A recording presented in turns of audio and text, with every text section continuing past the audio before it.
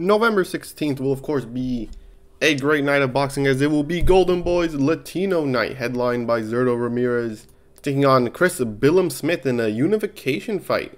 Now of course in the undercard has some other amazing fights, a long-awaited fight between Jose Ramirez and Arnold Barbosa Jr., William Zepeda versus Tevin Farmer, and Oscar Collazo taking on Knockout CP Freshmart in a unification fight.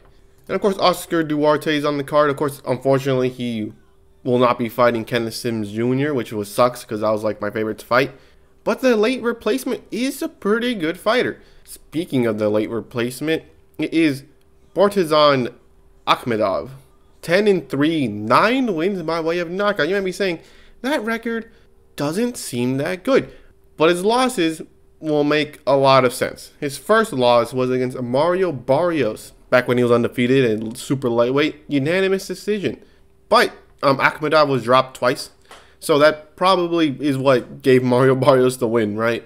His next one was a split decision against Alberto Puello, which I do believe that was for the vacant WBA championship, and then Puello tested positive for steroids or performance-enhancing drugs. So that's whatever. And then he lost to Kenneth Sims Jr. That's right, the opponent who was supposed to fight Oscar Duarte, but unfortunately he got injured, right?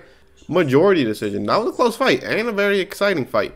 And he is coming off of the third round stoppage win against this guy. Sorry, I can't pronounce your name. 7-7-2. So obviously not the best backup, not the best bounce back opponent. But at the end of the day, he has one good fighter in his record very early on in his career.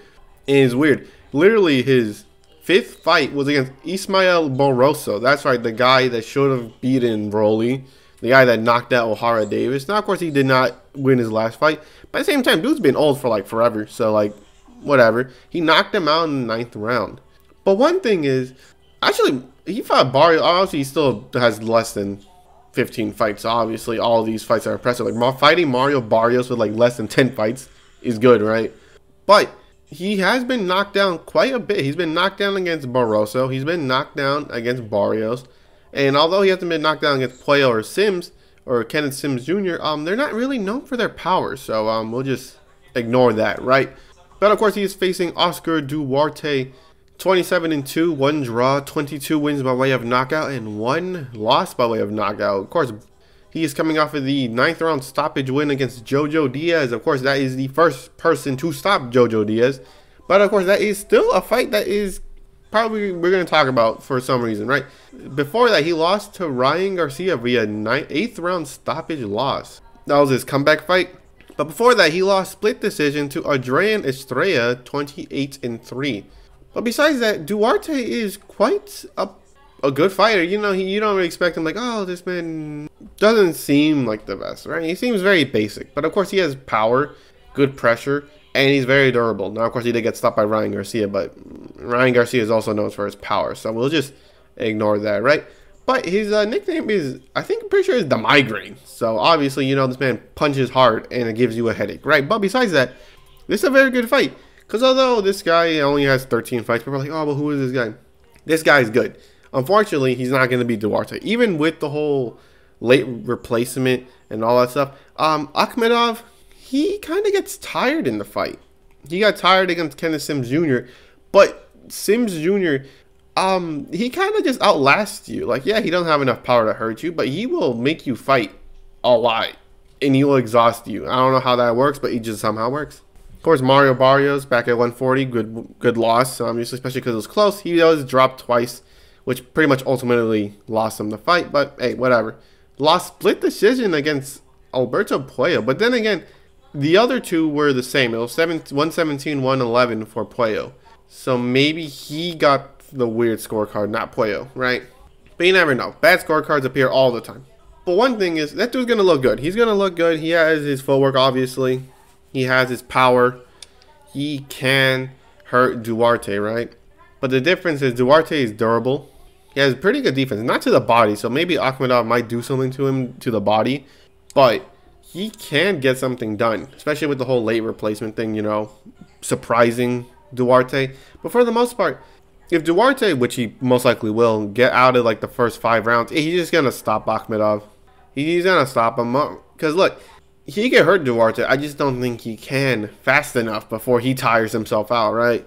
Because he seems to have a pretty decent gas tank, but it's just when he's forced to fight, which Duarte will make him do, he's just going to get tired faster, obviously. But besides that, give me Duarte late round stoppage. Give me 10th round. Give me 10th round. I think he manages to survive the early onslaught of Akhmedov. But you never know. This man has some good technique, good footwork. Obviously, you don't beat Ismael Barroso in your 5th fight unless you're good, right? But besides that, yeah, I think Duarte stops him. But you never know. This is actually a weird fight. Duarte might get stopped himself or even lose his decision. But you never know.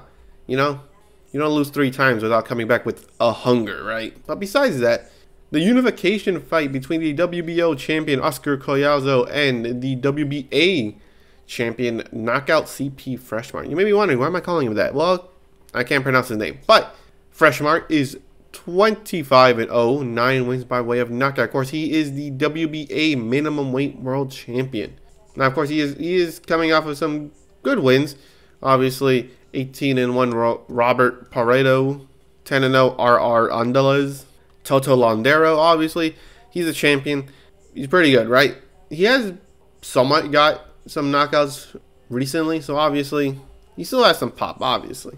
But unfortunately for him, he's taking on Oscar Collazo, obviously known to be the best in minimum weight on the planet right now. He is 10-0 with 7 wins by way of knockout.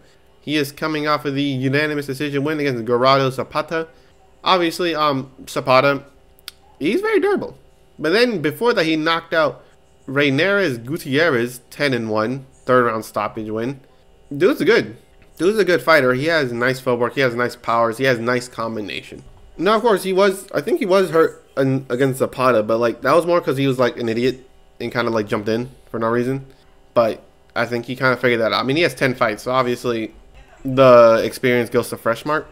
But it's the power difference.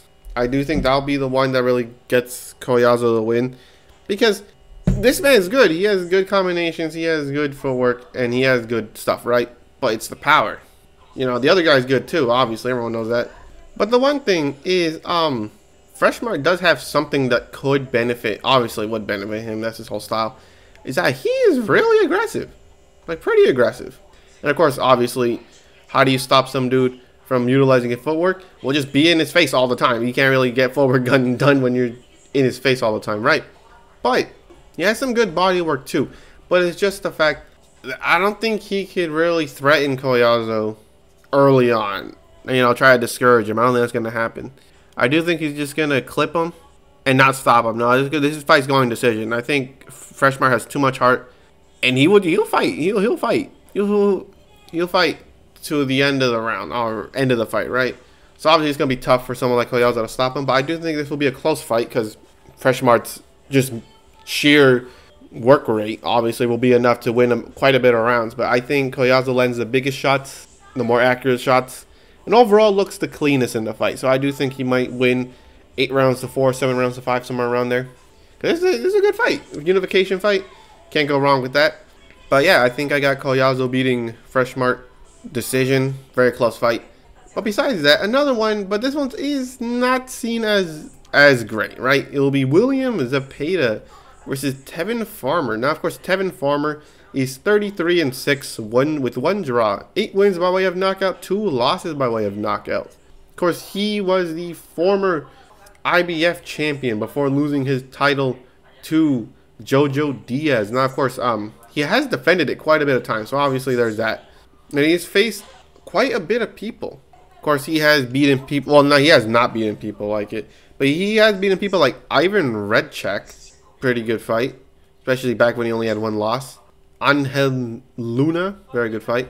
But besides that, his most, I guess, better ones are Francisco Fonseca. And of course, he did technically lose to Konichi Agawa, but he later turned out to be using PEDs. So it's like, okay, so I guess we're just going to take away that one. Right. But besides that, he is coming off of a somewhat controversial loss to Raymond Morataya. Now, of course, they fought, and many people believed that Farmer should have gotten the nod. He was winning a lot of the early rounds, even though Morataya was coming on the second quarter. People believed that wasn't enough. Not to mention, they also deducted a point for him for holding. maybe should not have done that. I'm just saying, you kind of just have to let that guy. He's got to let it slide. That dude was beating Murataya a lot, so obviously you just let him a little bit, not too much, obviously, but a little bit, right? But even with the point deduction, he still would not have won. So Farmer was screwed to begin with, right? But besides that, he is facing a great fighter in William Zepeda, 31-0. 27 wins by way of knockout. Of course, he is coming after the third round stoppage win of Giovanni Cabrera. That's a good win. That's a great win. I thought Cabrera was going to put up more of a fight, but Zepeda just kept hitting him to the body. I was like, ah, damn it, Cabrera. Oh, well. Unfortunately, I never really gave Cabrera the win, but screw it. And also coming off of the stoppage win of Maxie Hughes. Now, of course, all of these two ones are, and also the Farmer one, are a little weird. Maxie Hughes was coming off of the controversial loss to George Kambosos. Basically, most people thought Hughes, including myself, should have gotten the nod. Cabrera, also, I do believe he was coming off of the Pitbull loss. He wasn't. He fought one more time, but basically, not too far off from his loss to Pitbull Cruz. And of course, I thought Cabrera kind of took it, but I guess it wasn't, right? So they just fed him to Zepeda as well. And guess what? Farmer's coming off of his own little weird loss that people thought that he should have gotten the nod and being fed to Zepeda. Yeah, that's right. I'm saying fed. Farmer's going to get stopped early. Dude, look, Farmer is good. He's great, but he doesn't have the right footwork or really much defense to defend against Zepeda. I mean, he knows how to, he would know, if anyone would know how to fight Zepeda correctly, it would be Farmer. But it just, he got tired against Murataya. He's definitely getting tired against Zepeda. I'm sorry. Farmer's going to get stopped in like under 7 rounds. I like Farmer. He seems like a good guy, but they're just feeding him to Zepeda. But besides that, hopefully we get a better fight with Zepeda. I'm not saying Farmer's in a better fight, but it's kind of just spoon feeding him. But whatever. I mean, Baranchik is a thing. I mean, that's a champion that hardly no one really cares if he loses or really cares. You just go there, get a title, call yourself a champion, and go on your day. But besides that, the next fight is another great fight. Well, except the last one, right? But it is Jose Ramirez versus Arnold Barbosa Jr. Of course, Barbosa Jr. is 30-0, 11 wins by way of knockout. Coming off of these very, very, very controversial win against Sean McComb. We'll talk about that later. But Jose Ramirez is 29-1, 18 wins by way of knockout. The former unified super lightweight world champion, of course. That one loss came by Josh Taylor, where he lost unanimous decision in a close fight. Obviously, he was down twice, so that's what, won Taylor the fight. But besides that, he has had a couple comeback fights. Jose Pedraza, Richard Comey, and Rances Barthelemy. He beat Pedraza and Barthelemy by unanimous decision, and Comey by knockout in the 11th round. Now, of course, he looked alright against Pedraza. He was getting clipped a lot by Comey, but Comey's already kind of a little washed. He did a lot better than most people, I would assume did a lot better than most people expected. And he almost got stopped by Barthelemy. Yeah, the guy with I think sub 40%. Yes. Well, he has 50% knockout ratio. That dude nearly got stopped by Barthelemy, really? Look, I'm not blaming him. That dude started winging shots like boom, boom, boom. I was like, okay, I don't blame him. But still, he could not get away from the left hand. That dude was just beating Ramirez up for like a bunch of it. And then he just gassed himself out and said, oh, well. But then again, who could blame him? When you see someone go like this, who wouldn't jump on them, right? But besides that, we'll talk about the Sean McCombs fight for Barbosa Jr. He should have lost that one. Should not even have been split decision. He should have straight up lost that one. There is no argument you can make that he won against Sean McComb. Like, literally none at all. One of the worst cards I've ever seen. But oh, but what about this fight? That's irrelevant. That's the worst, scorecards I've ever seen. There's other ones I saw, they're bad, but this one was horrible. Barbosa Jr. lost. He's all right. He's also, by the way, he's also fought Jose Pedraza.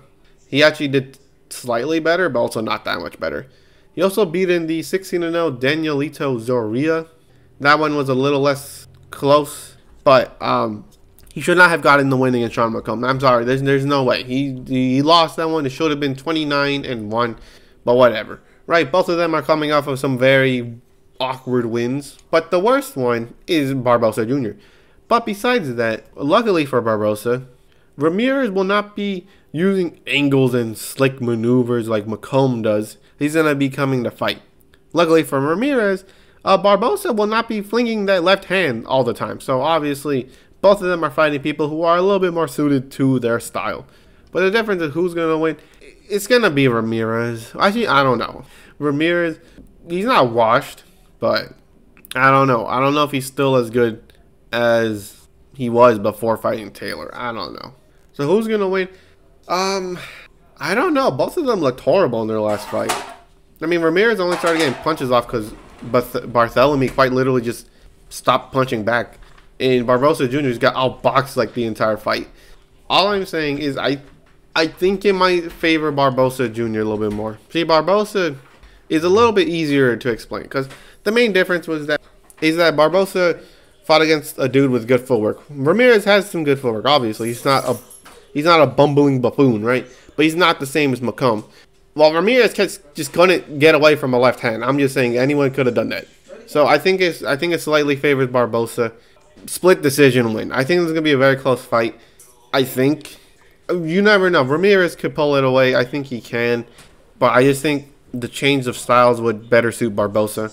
But besides that, the main event, the WBA Cruiserweight World Champion will take on Chris Billam-Smith, the WBO Cruiserweight World Champion. Now, of course, Smith is 20-1, 13 wins by way of knockout. That one loss has come by split decision against Richard Rackford, or Richard. We're just going to call him Richard.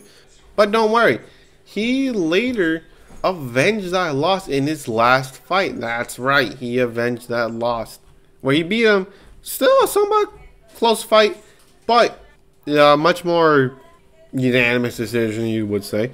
He's also beaten Lawrence Okoli and Isaac Chamberlain. Of course, those are some good wins, but of course he is facing Zurdo Ramirez, the former super middleweight world champion, now the WBA Cruiserweight World Champion. 46-1, 30 wins by way of knockout.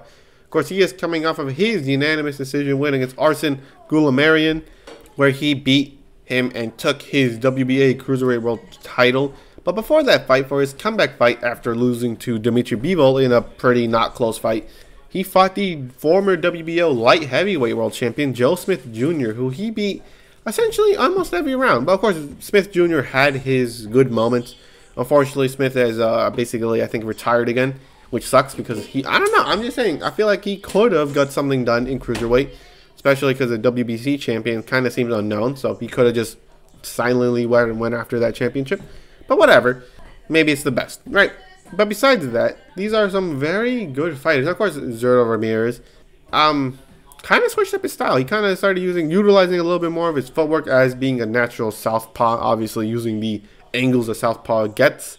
But at the end of the day, he's still a somewhat slow fighter. Of course, he was never fast to begin with, right? But what's weird is both of these guys have weird movements. Like the way they move is very, very interesting to watch. But Billam-Smith has the essential good footwork. They have some decent footwork.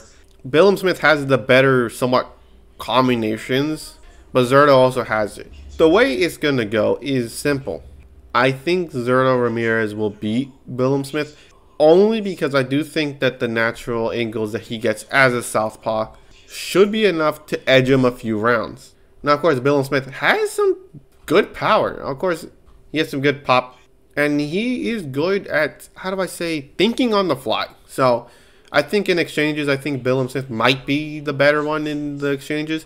But I think Zurdo Ramirez should get it done because I think he's learning from his mistakes and might make the right adjustments in fighting someone like Billam-Smith.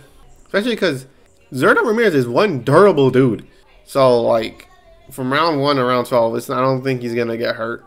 Even if he does get clipped. He got clipped by Joe Smith Jr. I get it. It was a lower weight class, but I think he has the naturally more power than Billam-Smith. But I do think he cleaned up enough stuff to get him the win. Of course, if you're picking Billam-Smith to beat Zurdo Ramirez, I don't blame you. He has slightly the better footwork.